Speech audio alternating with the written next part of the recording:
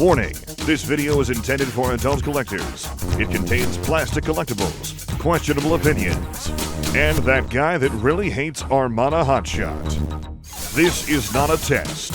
This is a random review. Hello everyone, welcome back to the TJOmega channel for day 1287 of our daily content grind. And just like yesterday, I'm showing off the fact that I actually found Age of the Primes toys in my area. So, not really. Like, I just kind of want to show and tell on some brand new toys that just hit the market, because it's actually very rare that my area gets new stuff this quickly. So, we get to take a look at Armada Red Alert, the brand new Voyager class toy from Age of the Primes. I think a lot of were worried that, like, when the Age of the Primes thing was first announced, I think a lot of us were worried that that would be the end of them going back to the old ones, especially because John Warden was going to be in charge again. That lasted, 6 months. But I think everyone just kind of breathed a sigh of relief and went, ooh, cool, when they actually noticed, oh, we're actually still going to be getting Armada releases. And this completes the original trio of Autobots from the show. So, Red Alert himself, cast in mostly white plastic here, and it's a lovely shade that I'm sure will not turn yellow within a few months. But it is looking really, really nice right now. It's a brilliant white, just like the original toy had. And they've actually done a pretty good job of loading this guy down with color. You see the red stripe down the side, the Autobot iteration of the emergency logo that Transformers seems to have now agreed on, since we can't do the red cross anymore. Autobot symbol on the front, just like the original figure. Ports on both sides if you want to armor up your emergency response vehicle.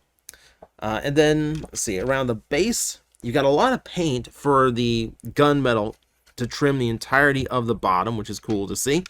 More of that gunmetal can be seen across the front, where you have translucent red, little yellow for the headlights. Very, very nice. Multiple shades of silver going on too, just to kind of give that roll bar, the brush guard, a little bit more of a punch, which is nice to see.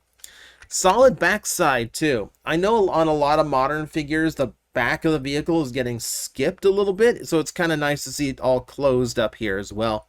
I do wish the bumper was painted all the way through. It is weird that it just kind of ends on this side, but, budget, I guess.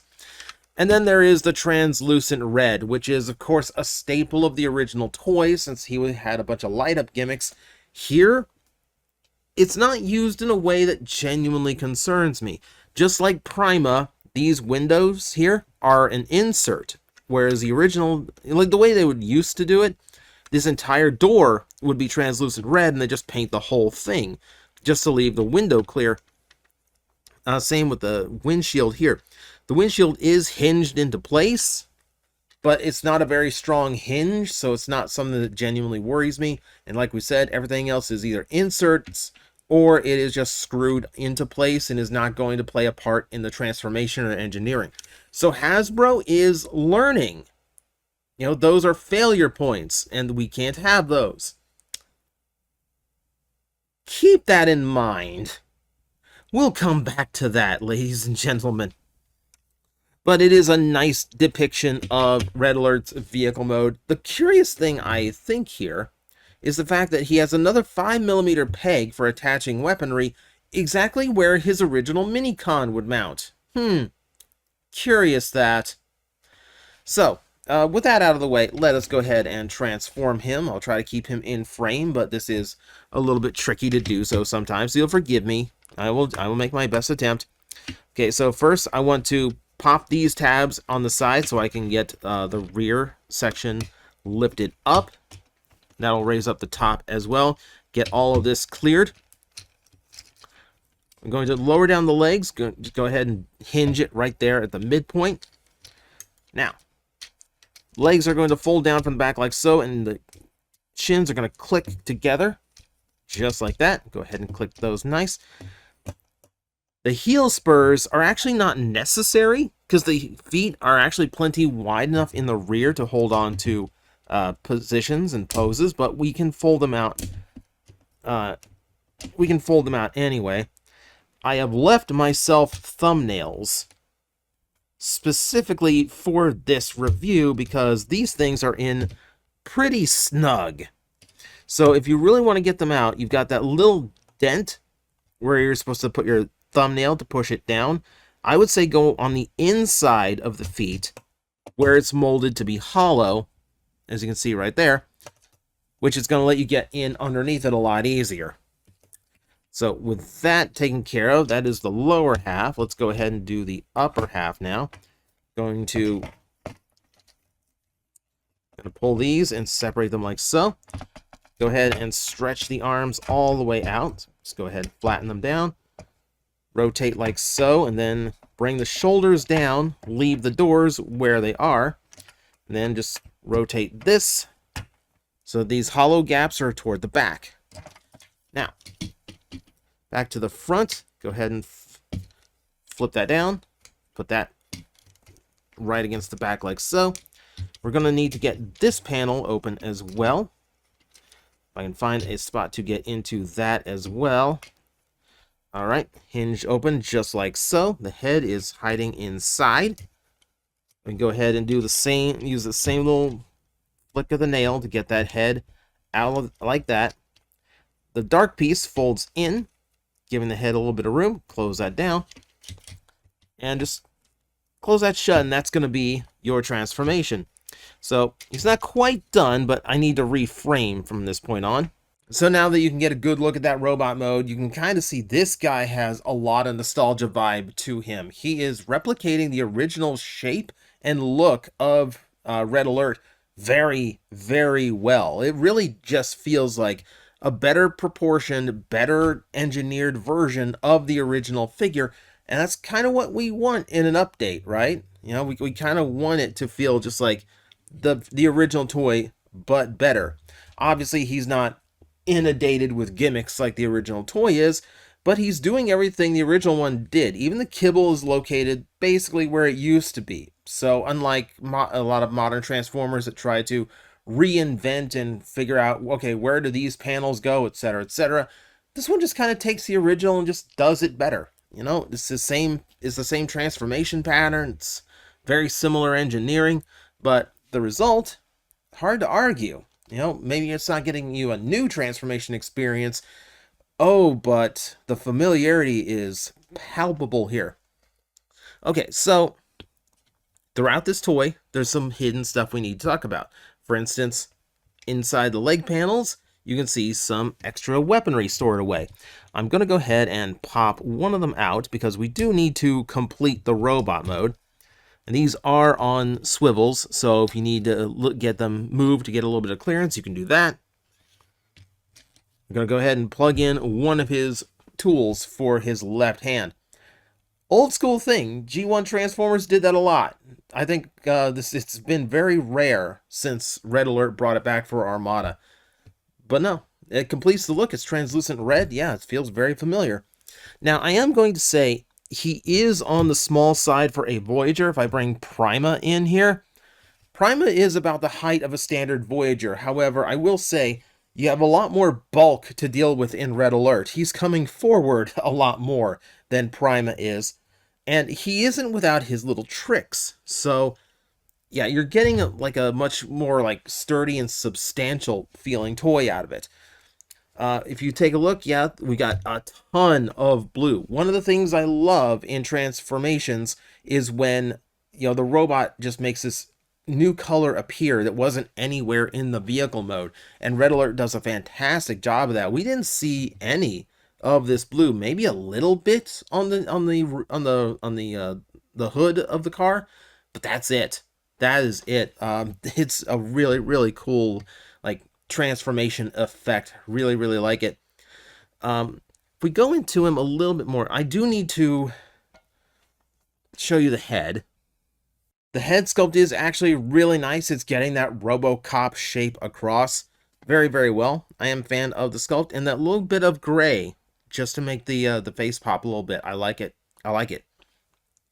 That said, the head itself is on a translucent plastic ball joint. Now, being set inside the solid plastic, it should hold up better. Like that should be keeping it from like spreading out and cracking, but it is still something to note.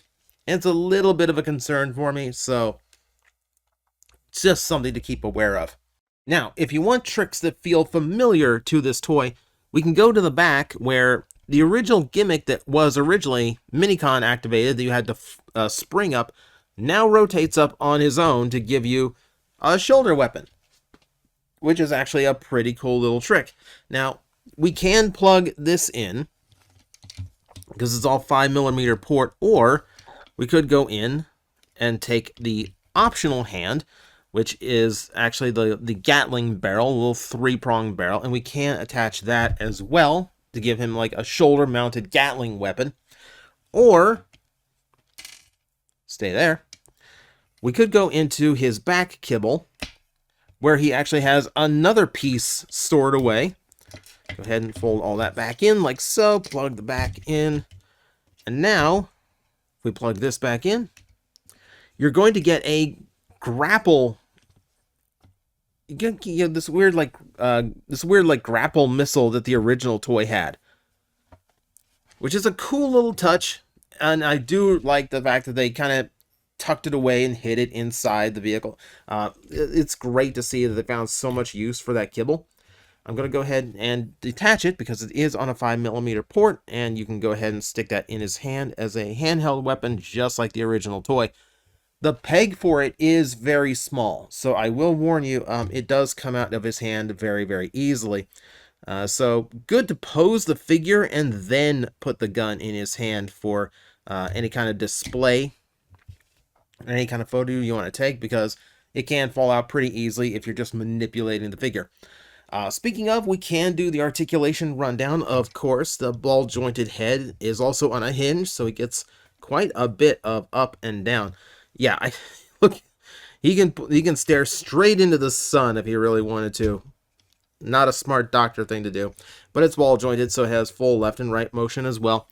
Universal shoulders, great to see. Bicep rotation, 360 degrees. The gun already fell out. Double hinged elbows. You love to see a good double hinged elbow. Also, wrist rotation, which obviously, since this one is pegged in, obviously that one has as well. Let's see, waist rotation works all the way around. You will have to get the back kibble out of the way for some positions. Universal hips. Great range of motion there. Everything feels nice and solid on them. Thigh rotation works good. Now, the knee is a weird point for me because it's one of those knees that has that little, like, pop to it, where, like, there's nothing between this position and this position where it locks, because Hasbro really wants you to know that's how it needs to go for transformation.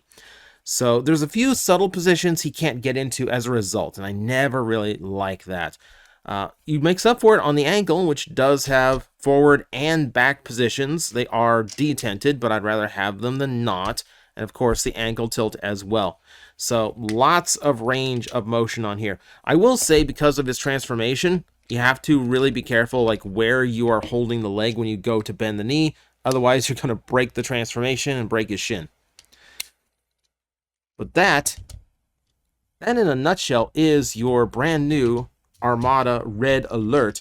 And it is a very, very good figure. It's a very good update on the original classic. Like, all the original detailing is there. They've even worked in one of the original gimmicks with the hidden weapon. I honestly did not expect them to do that, so that's actually a really cool thing to do. It's a somewhat sobering figure, because the original Armada Red Alert is still a pretty good toy, even by the standards of back then. It actually had a higher level of articulation than most figures, even though it was loaded with gimmicks. So to feel this toy that has similar motion, very close in appearance, obviously this one is trying to be much more better proportion than the original one was. It's one of those toys that does just make you realize how much the toys have changed in costs. The original one with lights, sounds, gimmicks, and much larger was $20, whereas this version kind of feels about the size of like a large deluxe from back then, and it's $35. So I feel like this toy might be a sobering experience for some toy collectors out there. But if you are in it for the nostalgia of Armada, if you miss the original, or if you just want something that looks a lot nicer than the first toy did, you've got an alternative now. You have an option, and it's a very, very good one. It is a very solid figure. So that's going to be it for me today. We'll see. As I said in yesterday's video, I'm going to go toy hunting after work today. And if I happen to get anything else new that has been leaking out, we might be covering it over the weekend. But for now, thank you very much for watching. And as always, I will see you next time. Hello everyone, I am Astral Agent Magnetar, a Tokusatsu VTuber, and I am streaming 4 times a week over on Twitch, Monday, Tuesday, and Wednesday afternoons, and a special late night one on late Friday/early Saturday. So come watch, come hang out, and let's make an impact together.